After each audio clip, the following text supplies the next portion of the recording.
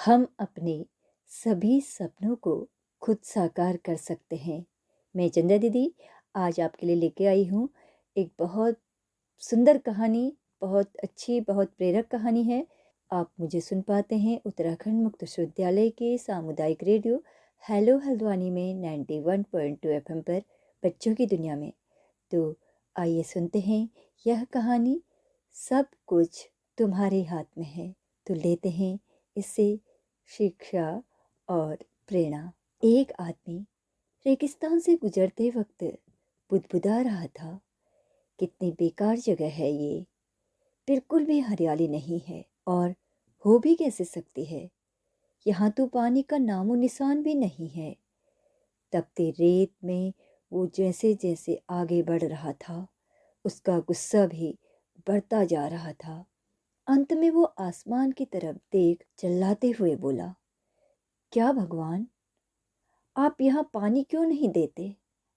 अगर यहाँ पानी होता तो कोई भी यहाँ पेड़ पौधे उगा सकता था और तब ये जगह भी कितनी खूबसूरत बन जाती। ऐसा बोलकर वह आसमान की तरफ ही देखता रहा, मानो वो भगवान की उत्तर की प्रतीक्षा कर रहा हो। तभी एक चमत्कार होता है। नजर झुकाते ही उसे सामने एक कुआं नजर आता है। वो उस झलके वह उस इलाके में बरसों से आ जा रहा था, पर आज तक उसे वहां कोई कुआं नहीं दिखाई दिया। वह आश्चर्य में पड़ गया और दौड़कर कुएं के पास गया। कुआं लबालब पानी से भरा था। उसने एक बार फिर आसमान की तरफ देखा और पानी के लिए धन्यवाद करने पानी के लिए धन्यवाद करने के बजाय बोला, पानी तो ठीक है, लेकिन इसे निकालने के लिए कोई उपाय भी तो बताइए। कोई उपाय भी होना चाहिए। उसका ऐसा कहना था कि कुएं के बगल में पड़ी रस्सी और बाल्टी दिख गई।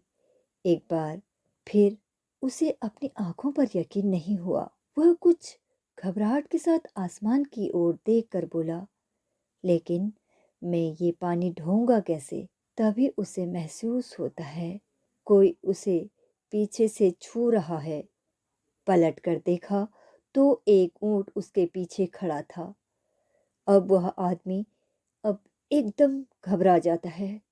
उसे लगता है कि कहीं वो रेगिस्तान में हरियाली लाने के काम में न फंस जाए। और इस बार वो आसमान की तरफ देखे बिना तेज कदमों से आगे बढ़ने लगता है। अभी उसने 2-4 कदम ही बढ़ाया था कि उड़ता हुआ पेपर का एक टुकड़ा उससे आकर चिपक जाता है।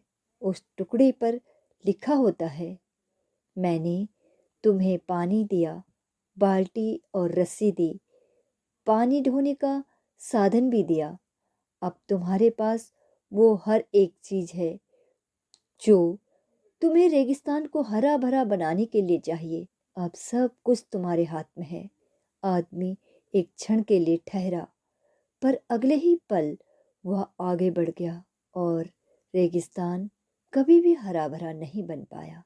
इसलिए इस कहानी से हमें यह सीख मिलती है, कई बार हम चीज़ों के अपने मन मुताबिक न होने पर दूसरों को दोष देते हैं। हम किसी को भी दोषी ठहराते हैं, कभी अपने बुजुर्ग को, कभी कंपनी को, तो कभी भगवान को। इस दोषारोपण के चक्कर में हम इस सच्चाई को अनदेखा कर देते हैं कि एक इंसान होने के नाते हम में वो शक्ति है कि हम अपने सभी सपनों को खुद साकार कर सकते हैं। तो बच्चों, कैसी लगी कहानी आज की? तो मिलते हैं अगली कहानी में अगले रविवार एक नई सीख के साथ।